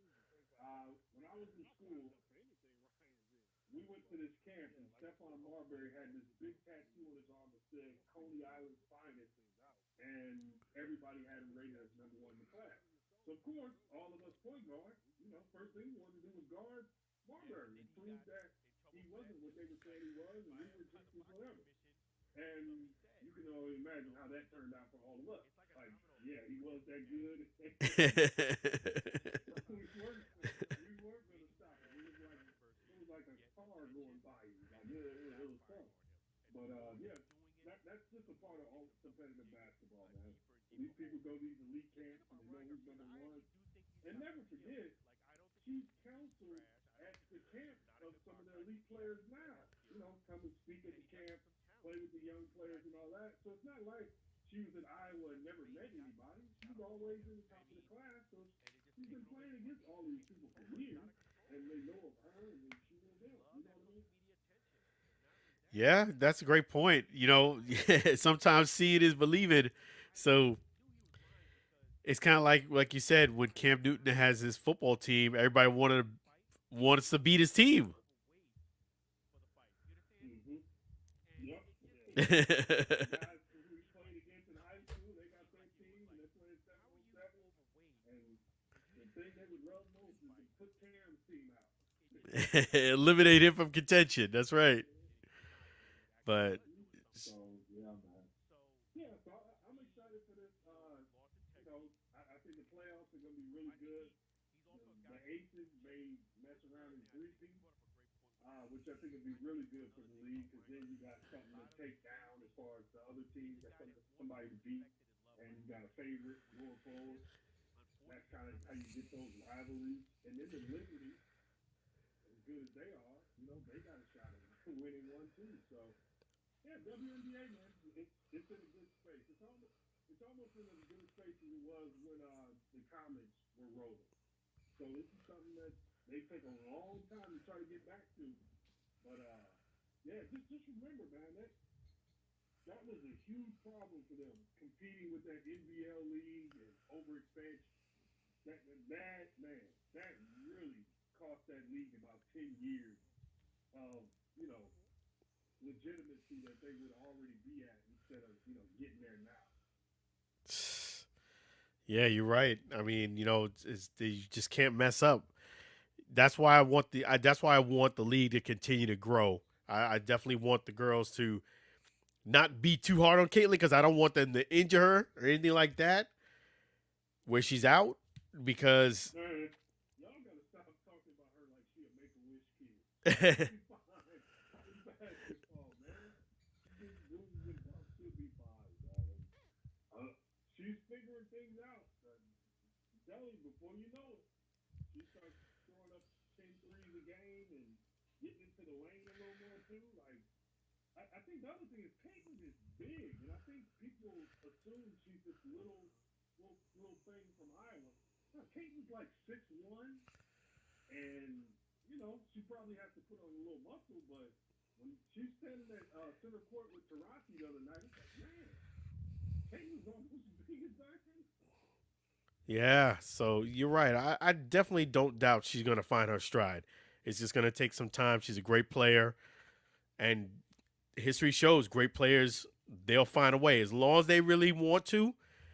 As long as they stay focused and they're hungry for it, they'll find a way. And I think, like you said, she may have to put on a little bit more muscle, spend a little bit more time in the weight room, which she probably never thought about being in there too much. But now, like you said, she's gonna have to put on a little bit more muscle to take those bumps and bruises, and she'll get there. She'll get there though. Yeah, nobody shoots like that without loving basketball. So she definitely wants to defeat a lot of her heroes growing up. And yeah, she's gonna be really focused this offseason on getting better. And they got to do something about that WNBA turnaround too. It's like you're out of the tournament, and in 2 weeks you're at basketball camp, and the season starts the next day. Like that is insane. Yeah, I agree. That's just too quick. It's worse than I think hockey. I mean, it's just too quick of a turnaround. Need a little bit more breath than that. Mm-hmm. Yeah. God forbid you play in the Olympics. Yeah. So being that she's not playing in that, this would give her a chance to put on that bulk up that muscle. Mm-hmm. Little rest for a while, and then bulk up, go hard with a conditioning program, and bam, you ready to go.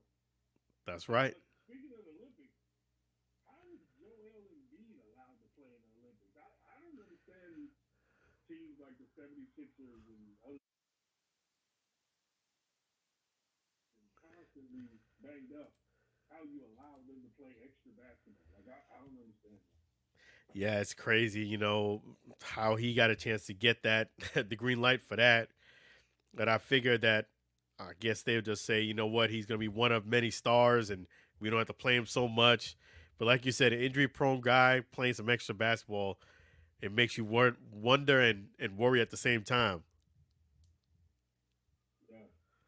That's I crazy. heard Kawhi's name as well. I was like, Kawhi? I'm like, what? He missed the whole playoffs. You know let him play in the Olympics? Who's saying? So, I, Alex, look, man, you doing a good show as always. I don't want to take up too much of your time. We almost started fantasy football season. It's coming around, man. College football is almost here, Alex. So, that's right. You're going to keep doing it. College football, fantasy football. You always welcome. Appreciate you. appreciate it, man. Appreciate- Always will come through, man. You have a good weekend. You do the same. Likewise. Take care of yourself. Have a great weekend. Always a pleasure. Glad to hear from you. God bless. Take care You now. too, man. Thank you. Bye now.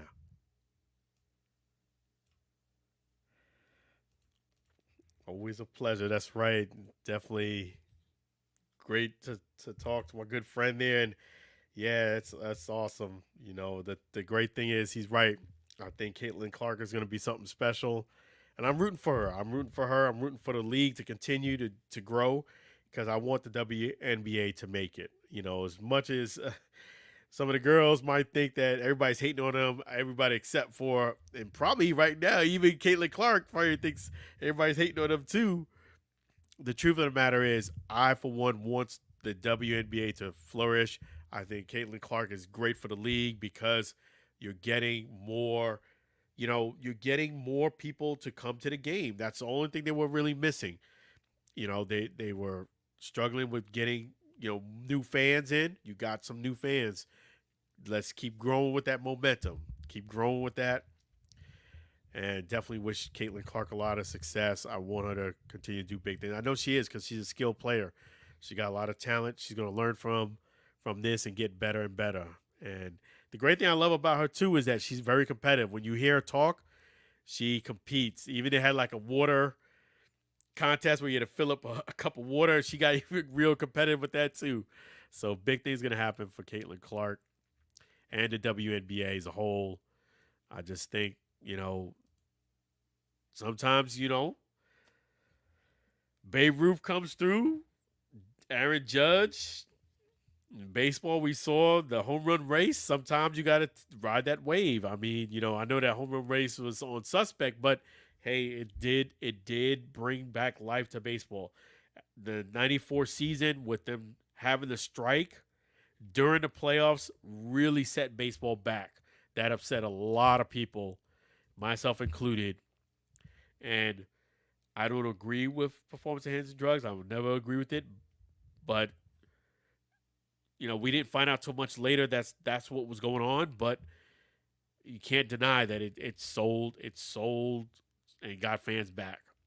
So this is the catalyst that I think WNBA needs. And not that they were not charity or anything like that, but it to get that nice boost helps. So props to the WNBA. I love what they're doing over there, and definitely Caitlin Clark.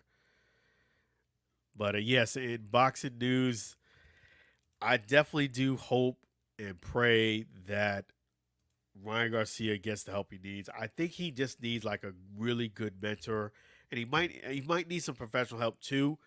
But I just think he needs to stabilize and you know take it one day at a time. You have a year suspension. You don't want to add to that by going on social media, offensive posts. Somebody who's a really good friend of his, somebody he looks up to, who can advise him better, would be what he needs. Iron sharpens iron, and one man sharpens another. I think Ryan Garcia really needs, and I said this way before this rant on Instagram. I said this way before he actually fought Devin Haney, that this young man needs some help. I could just see that he cares too much about what people think and view, and that's always a recipe for disaster. Also, when you live your life through social media, this is good advice for you folks that is a recipe for disaster. You cannot live your life to impress people you never met before and do it all the time and get kind of wrapped into that lifestyle because it'll take a life of its own. And you have to be able to control that fame too. And that's part of being successful. And I just felt like he was struggling in handling success and handling the fame. I definitely think Ryan Garcia got crazy skills. I really do. I think, in fact, not only do I think he got crazy skills, I think if he did have a great mentor and if he did have somebody kind of keep him on the straight and narrow, I think he would be undefeated right now. I think he has enough talent. Probably the only person who I think would challenge that talent was Javante. And I think that it wasn't his best kind of like I kind of agree with Ryan Garcia in that regard, and not taking anything away from Javante, but I don't think Ryan Garcia had his best night against him. Not only this is prior to him quitting or what have you, I just don't think he had his best night. And Ryan Garcia got a lot of skills and talent, straight up. Is he unbeatable? No, but I just think there's a better version of who he is as a boxer that I could see. And you got a glimpse of that against Ryan against Haney. Unfortunately, we knew what that was all about, but I really do think stuff like that Ryan Garcia could do without, you know, extracurricular activities. Let's say it like that. I think he could have fought, prepared better for this fight. I knew something wasn't right because it didn't seem like he was training right. And then at the same token, you were 3 pounds overweight. Then he started getting to these lies about, well, I was working real hard. You weren't working real hard. You were doing something. So it didn't surprise me the way things played itself out in the results. It's unfortunate, and we can't undo what we've seen. But I definitely do think, I think Haney, I'm curious to see what his next steps are. I hope he does kind of get back in there and start learning from this and learn from this fight and be better because of it. I really do hope so. It's good for boxing, and he might be more electric. You just never know. This might have been the wake-up call he needed. So, we'll see. But props to, I got to give Devin Haney credit. He got his perfect record back for, what it's worth. I know, like he said, we can't undo what we've seen, but he got the record back. And I know that's very important for Devin, so I'm happy he got what he wanted. Let's see what happens in the next fight and the fight after that. But yes, and what I want to say on the Nico Ali fight was this. Okay, it was a 6-round fight. Nico Ali clearly fought from the outside against a fighter who beat him before, and the fighter who beat him did a really good job of getting in close and baiting Nico into doing more of a brawl than a boxing match. And he made, the first time they fought, the fight was very, very close. Straight up, it was very, very close. I couldn't say Nico won or the other guy won. I thought it was a very close fight. Whoever they said won, I couldn't argue it either way. It was that close. They ended up giving it to his opponent. I couldn't really argue it because it was a very, very sticky and close fight. Really depends on which angle you were sitting at. It was that close. This fight, not so much. Nico Ali learned from that first fight. He didn't take the bait. He fought from the outside, and he clearly won on points the first 3 rounds. Here comes round 4, and I got to give Chris Algieri credit. He called it like clockwork. He said, "Hey guys, make sure you watch this round because it's going to start to turn up."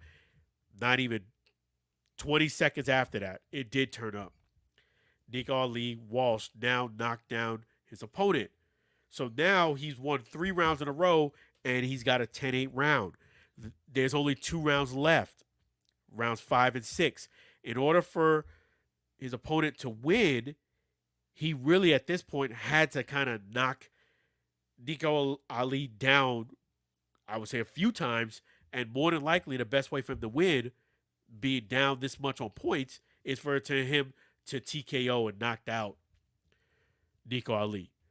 The next round was kind of close because Nico was falling to that bad habit of falling to the bait. So I still feel as if Nico won rounds 5 and 6, but both of those 2 rounds were much closer rounds. So even if you gave those 2 rounds to the opponent, Nico Ali clearly still wins his fight because he wins the first three and he knocked his opponent down in round four.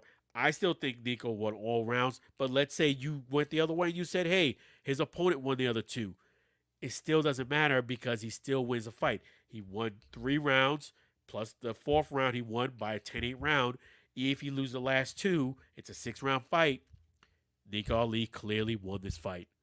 I know people like, hey, you're jock riding. They said, something a little different, but I'll just paraphrase it. That jock riding. It's not jock riding. He won 3 rounds in a row and knocked him out and knocked him down in round four. It's a 6-round fight. It wasn't a 10-round fight. It wasn't a 12-round fight. It was a 6-round fight. You do the math. You watch the fight. Nico Ali clearly won the fight. The next 2 rounds, I think Nico still won those 2 rounds, but they were much closer rounds. I will say that. And if you didn't see it my way, you gave those 2 rounds to him, that's fine. If you gave him a third round, let's say you said, okay, he won 2 out of 3 in the first 3, and he won 2 rounds the last 2, Nico Ali still wins the fight because he won at least 2 rounds and he knocked his opponent down with a 10-8 round. So when you get behind in rounds and it's only a 6-round fight, you got to be looking to knock your opponent down quite often and get a stoppage, a TKO. That's what you got to be looking to do. It's just that's one of the dangers about a shorter fight. You have to kind of exert a lot of your energy, and you have to do it for 6 rounds. Your strategy is a lot different fighting a 6-round fight than it is a 10 or 12-round fight. So props to Nico Ali Walsh. He clearly won that fight. And I didn't even talk about this part. The man dislocated his shoulder. And that was a fact. I mean, that for him to continue to hold on and fight, a lot of guys would have just, thrown a towel. They would have quit. And that would have actually not gotten a lot of people to kind of disagree with it, because you had a dislocated shoulder, and he legitimately had a dislocated shoulder, and he couldn't throw a punch with that arm. So he held on to win. You got to give him props on that.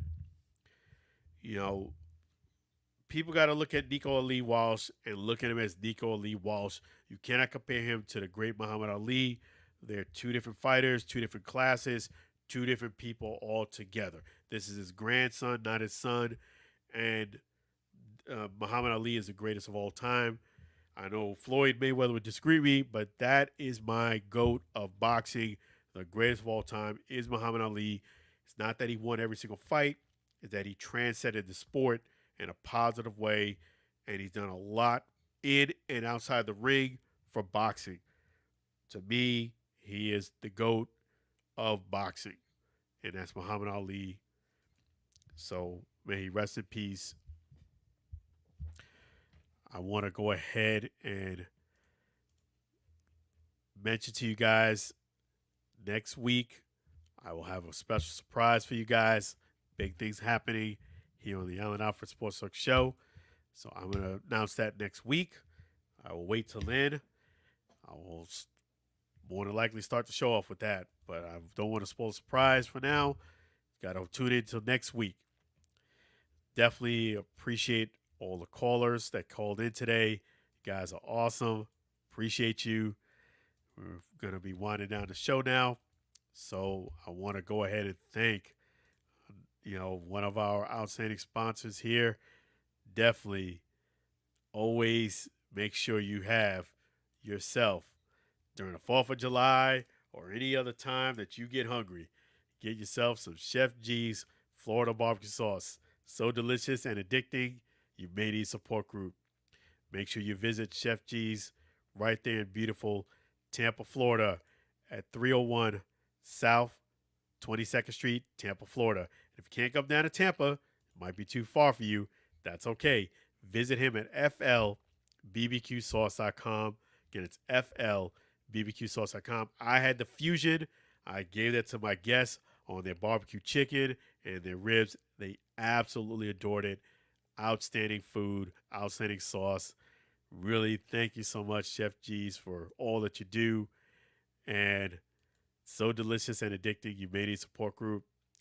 And props to Chef G. There was somebody online hating on Chef G, and I stepped into that conversation and let them know, don't mess with my guy, Chef G's. That is the guy right there.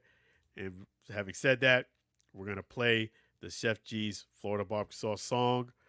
That's right. We're going to do that right now by Sam Scola Songs. Let me go ahead and fire up that song right now for you.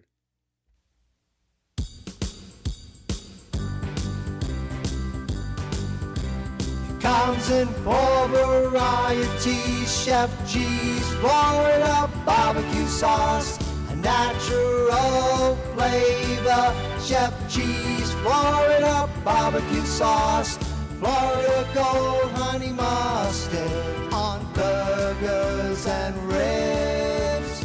Tasty fusion on pork and sausage. Classic taste for chicken steak tips. A hot heat wave on meatballs and ham.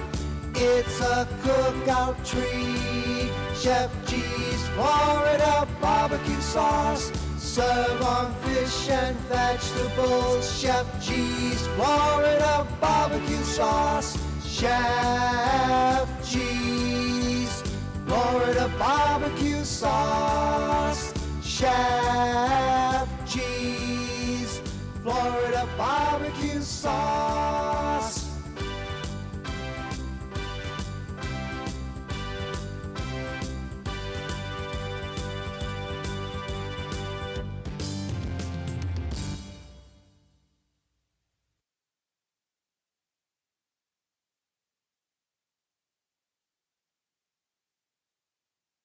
All right, thank you so much, Chef G's Florida Barbecue Sauce.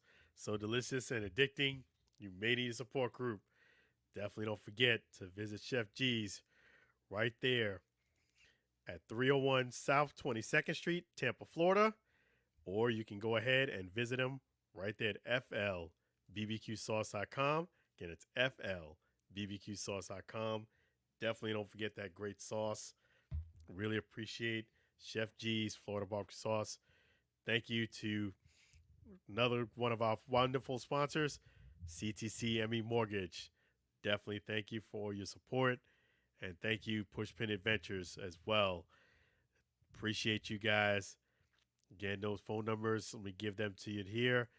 CTC ME Mortgage, 346 527 7564. Again, that's 346 527 7564. Pushpin Adventures can be reached right there at 626 838 1006. 626 838 1006. And you guys are awesome. Really appreciate you. Definitely thank you to all the callers that called in today. And thank you so much, Sam Scola Songs and beautiful wife Mary, for the great music you provided throughout the night. All the songs that were played here are also available on YouTube and Spotify. Definitely, if you want to get in contact with Sam Scola Songs, you have an opportunity to do so. Sing along with Sam at gmail.com. Sing along with Sam at gmail.com. Really appreciate Sam Scola Songs for all that you do. And then definitely, if you guys want to subscribe, please do so. Alan Alford.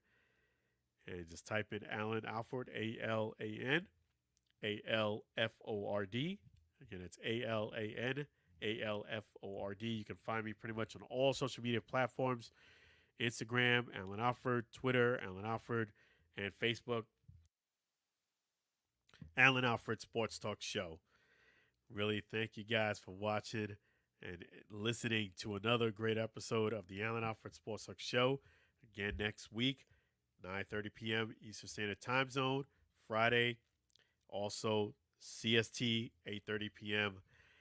Got a big surprise for you guys next show, so tune in. Thank you again for watching another great episode of the Allen Alfred Sports Talk Show. Thank you to all our callers, and thank you for all you do, all your supporters. Thank you for all your comments, likes. Really appreciate you all. We're going to end the show with another Sam Scola song, and that is the end of the show song. Appreciate Sam Scola Songs. Appreciate you guys. So we're going to close the show out with that. Have a blessed night and a blessed weekend. Be safe, be well. May God continue to bless you. Take care for now.